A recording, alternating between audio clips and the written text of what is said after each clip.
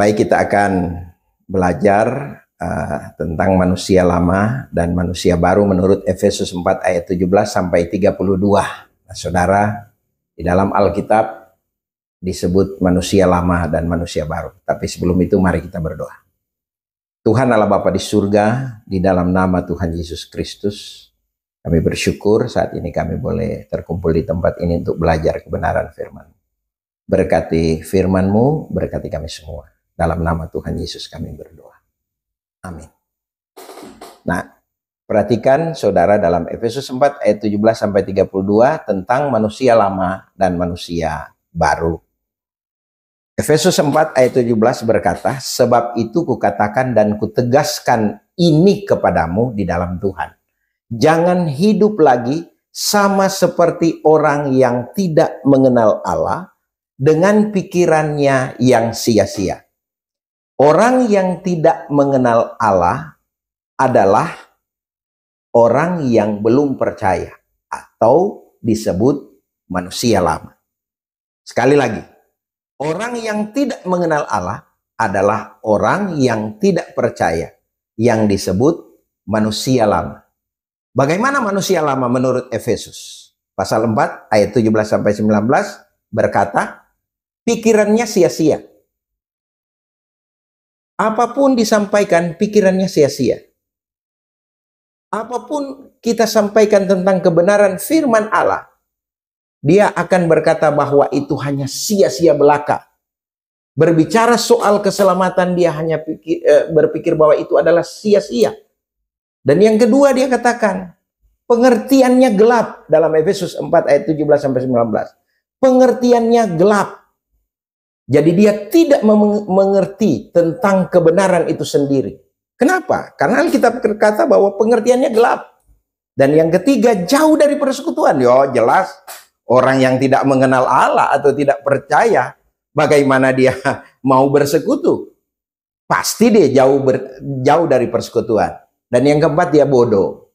Alkitab katakan sendiri itu dia bodoh. Bahkan dalam Galatia sekalipun konteksnya berbeda, namun memang di Galatia dijelaskan di sana mereka sebetulnya sudah tahu tentang Injil. Tetapi mereka meninggalkan Injil itu. Dan pada Galatia pasal 3 Paulus berkata, hai jemaat Galatia yang bodoh. Artinya tidak mengerti apa-apa. Mereka sebetulnya, pengertian mereka sudah gelap sebetulnya. Pengaruh, mungkin ya itulah cara berpikir orang yang tidak percaya. Degil hatinya. Degil hatinya artinya keras kepala, susah diatur. Kalau degil hati itu artinya keras kepala dan susah diatur. Nah, oleh karena itu orang yang tidak percaya, mereka keras kepala, susah diatur. Dan selanjutnya perasaannya hilang, tumpul, tidak tahu malu. Nah, saudara, orang yang tidak percaya, orang yang tidak tahu malu. Apa saja menjadi satu kebanggaan. Berbuat dosa menjadi satu kebanggaan. Nah itu orang yang tidak percaya. Bangga dengan dosa. Bahkan berbicara tentang hal-hal dosa. Bangga sekali. Wah, saya tadi malam berbuat ini, berbuat itu. Dan bahkan dia beberkan dosanya. Nah itulah orang yang degil hatinya, keras kepala, susah diatur. Nah, perasaan hilang, tumpul, tidak tahu malu. Nah, itulah dia, tidak tahu malu. Menyerahkan diri kepada hawa nafsu. Nah, apa keinginannya dia buat apa menurut keinginannya. Dia bikin. Dan menurut hawa nafsunya. Nah, bahkan saudara tahu kalau dulu kita berkata Google, hubungan gelap. Tapi sekarang hunter, hubungan terang-terangan. Dan itulah orang yang tidak tahu malu dan menyerahkan diri kepada hawa nafsu. Nah selanjutnya mereka itu adalah serakah. Orang yang tidak percaya atau orang yang tidak mengenal Allah itu serakah. Serakah. Apa saja serakah. Dia tidak mau rugi. Apa saja dia tidak mau rugi. Coba orang serakah pasti tidak mau rugi. Mana mau rugi? Lebih baik saya merugikan orang lain daripada saya dirugikan. Nah itu orang serakah. Yang selanjutnya dalam pelajaran orang yang tidak mengenal Allah ini adalah selalu berpikir cemar, melakukan cemar, Pokoknya apa yang cemar itu satu kebanggaan bagi dia. Nah, kalau cemar ya saudara tentu saudara akan mengerti.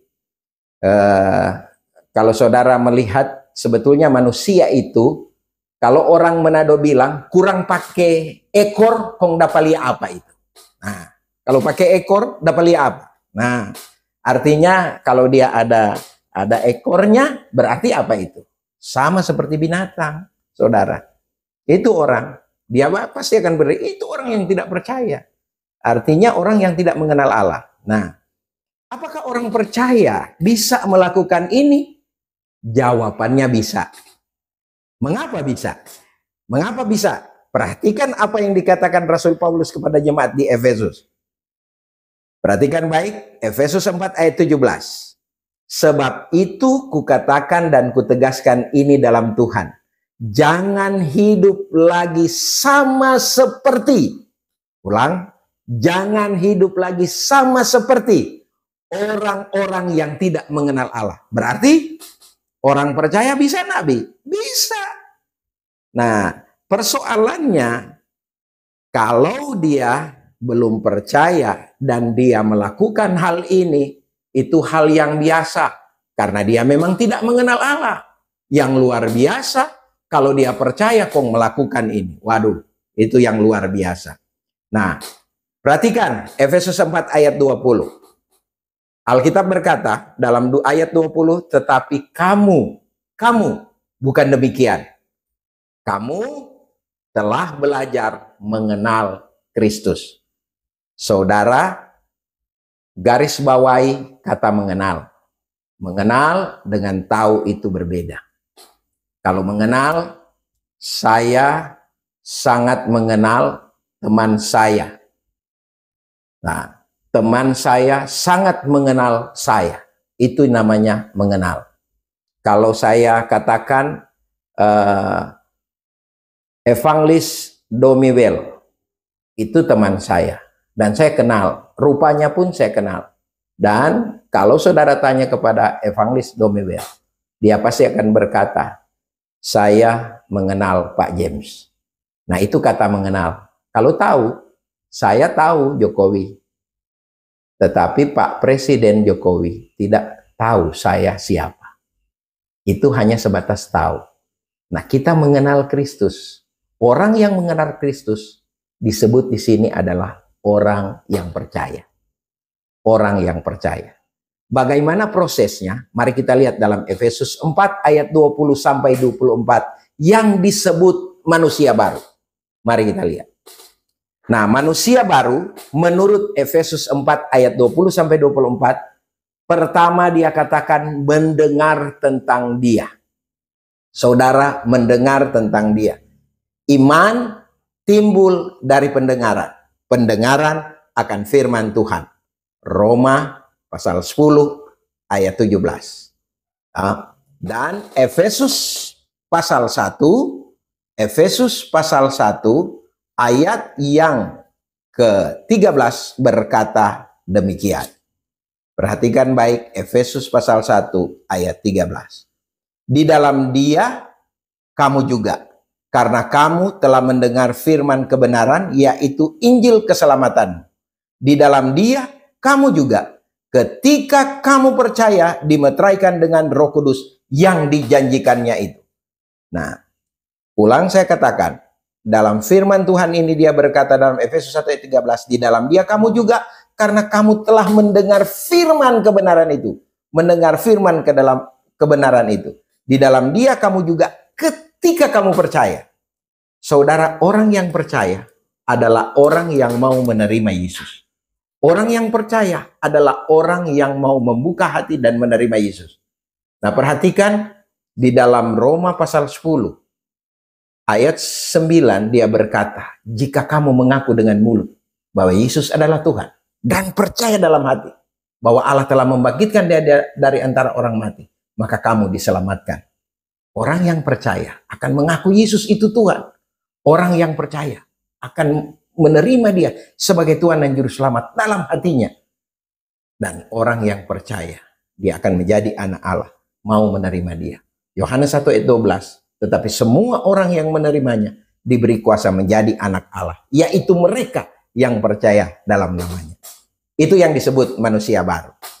Dan manusia baru tentu mau diajar tentang dia dalam kebenaran. Saudara, pasti dia mau diajar tentang Yesus dalam kebenaran. Kenapa? Karena Yesus itu jalan. Yesus itu kebenaran. Dan Yesus itu adalah hidup. Dia itu hidup yang kekal. Di bawah kolong langit ini tidak ada nama lain yang olehnya kita dapat diselamatkan, kecuali nama Yesus. Nah, dalam Kisah Rasul 4 ayat 12 itu. Dan Yohanes 14 ayat 6, dia bilang dia jalan, dia itu kebenaran, dan dia itu hidup.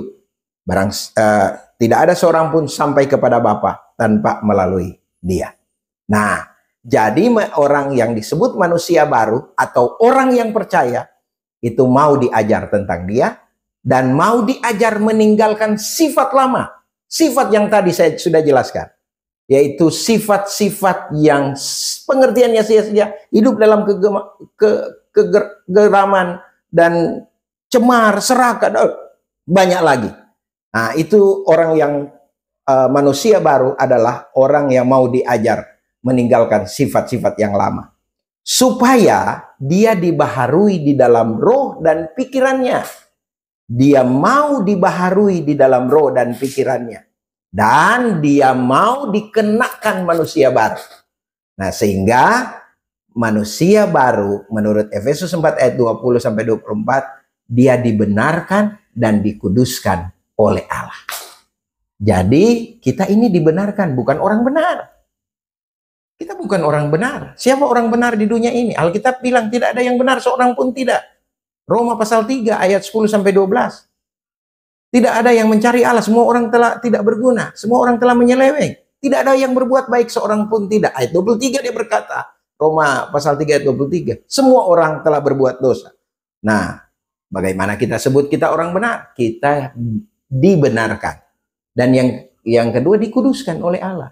Kita bukan orang kudus. Nah, dalam Ibrani 10 ayat 10, kita telah dikuduskan satu kali dan untuk selamanya oleh persembahan tubuh Yesus Kristus. Saudara dikuduskan oleh persembahan tubuh Yesus Kristus. Tuhan Yesus yang rela mati di kayu salib untuk menebus dosa saudara. Nah, sehingga kita ini disebut manusia baru. Nah, selayaknya manusia baru dalam Efesus 4 ayat 25 berkata begini. Karena itu, buanglah dusta, berkatalah benar seorang kepada yang lain, karena kita adalah sesama anggota. Ini ayat berkata, karena itu buanglah dusta pada ayat 25. Dan berkatalah benar seorang kepada yang lain, karena kita adalah sesama anggota. Nah, karena itu, sebagai manusia baru, seharusnya kita dalam Efesus 4 ayat 25 sampai 32, saudara lihat sendiri, baca sendiri di situ, dia berkata, karena itu sebagai manusia baru seharusnya kita tidak saling mendustai. Jangan baku dusta. Jangan berdusta. Berkata benarlah. Menyampaikan benar. Itu sifat kita yang lama. Sekarang kita sifat baru. Orang manusia tadi dijelaskan. Manusia baru atau orang percaya bisa melakukan seperti orang yang tidak mengenal Allah. Bisa. Kalau dia tidak mau diajar, tidak mau dibaharui. Tapi kalau dia mau dibaharui, dia seharusnya tidak berkata dusta, dia berkata benar, tidak emosi berlebihan, marah-marah berlebihan, tidak terkontrol. Nah, itu menandakan dia manusia lama kalau dia tidak terkontrol. Tapi kita manusia baru. Jadi kita dapat menahan emosional. Tidak memberi ruang kepada si jahat. Janganlah amarah kita sampai berlebihan. Tetapi kita beri ruang kepada Yesus yang adalah pendamai, suka berdamai. Kalau itu memang perdamaian itu kepada kita, kenapa mau tunggu orang lain? Kitalah berusaha untuk berdamai. Nah, kalau dia mencuri, Alkitab katakan di sini tidak mencuri lagi. Dia tidak mencuri, tetapi dia mau bekerja. Dia mau bekerja. Nah, saudara, kalau saudara sudah menjadi manusia baru, saudara sudah membuka hati dan menerima Yesus, saudara selayaknya sebagai manusia baru tidak mencuri lagi, tapi mau bekerja. Dan tentunya kalau saudara mau bekerja, pasti saudara mau memberi. Pasti saudara memberi. Orang yang memberi adalah disebut dalam Alkitab adalah berbahagia. Berbahagialah mereka yang memberi daripada menerima, saudara. Saudara disebut berbahagia jika saudara memberi. Memberi kepada sesama anak Tuhan, memberi kepada pelayanan, memberi apa saja. Memberi diri. Bahkan dalam Roma 12 ayat 1 dan 2 ayat 1 lah. Persembahkanlah tubuhmu sebagai persembahan yang hidup. Nah, itu adalah ibadahmu yang sejati. Jadi persembahkanlah tubuhmu. Itu mau memberi. Dan mau memberi uang, memberi harta untuk pekerjaan Tuhan, pelayanan Tuhan. Jangan ada perkataan kotor. Jangan lagi ada perkataan kotor sebagai manusia baru. Berkata baik, membangun, memotivasi supaya orang lain beroleh kasih karunia. Jangan sampai perkataan saya ini perkataan yang tidak membangun bagi orang lain. Tidak memotivasi bagi orang lain. Kalau itu tidak memotivasi bagi orang lain, berdiamlah. Diam saja. Diam saja. Nggak usah sampai mereka mendengar. Kalau mereka mengira-ngira, ya itu urusan mereka. Tetapi saudara tidak sampai mengatakan hal yang demikian. Nah, jangan mendukakan Roh Kudus. Jangan Roh Kudus sampai sedih melihat kita. Sebagai manusia lama, manusia baru melakukan sifat manusia lama. Itu bikin Roh Kudus bersedih. Segala kepahitan, kegeraman, kemarahan, pertikaian, fitnah dibuang jauh-jauh dari orang percaya. Dan harus ramah, baik hati, murah senyum, smile terhadap orang. Sakit hati pun saudara, sebetulnya kalau saudara senyum, hati yang gembira adalah obat. Kalau saudara senyum, hati gembira adalah obat. Tapi kalau saudara tidak senyum, tidak gembira, waduh kurus kering. Oleh karena itu badan saya gemuk. Karena kalau hati gembira pasti gemuk. Tapi kurangi makan. Saling mengasihi dan saling memaafkan. Saudara, saling mengasihi dan saling memaafkan. Sampai hari ini, saya terus belajar bagaimana mengasihi. Allah lebih dulu mengasihi saya. Saya bukan orang benar, saya orang dibenarkan karena Allah mengasihi saya. Allah memaafkan saya, Allah melupakan dan membuang jauh-jauh kesalahan saya. Nah, itulah kita sebagai manusia baru. Kita saling mengasihi dan saling memaafkan.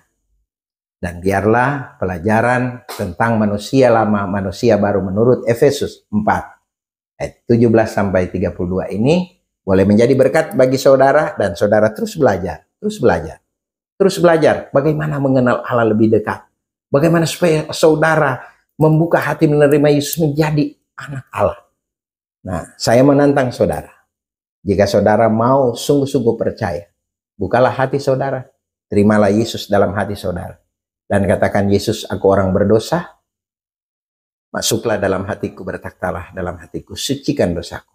Dan aku yakin sorga menjadi milikku. Mari kita berdoa. Terima kasih Tuhan untuk pembelajaran kami pada saat ini. Tuhan berkati kebenaran firman-Mu, berkati semua kami yang mendengarkan firman Tuhan ini, supaya kami boleh mendapat berkat di dalamnya. Di dalam nama Tuhan Yesus, kami berdoa dan mengucap syukur. Amin.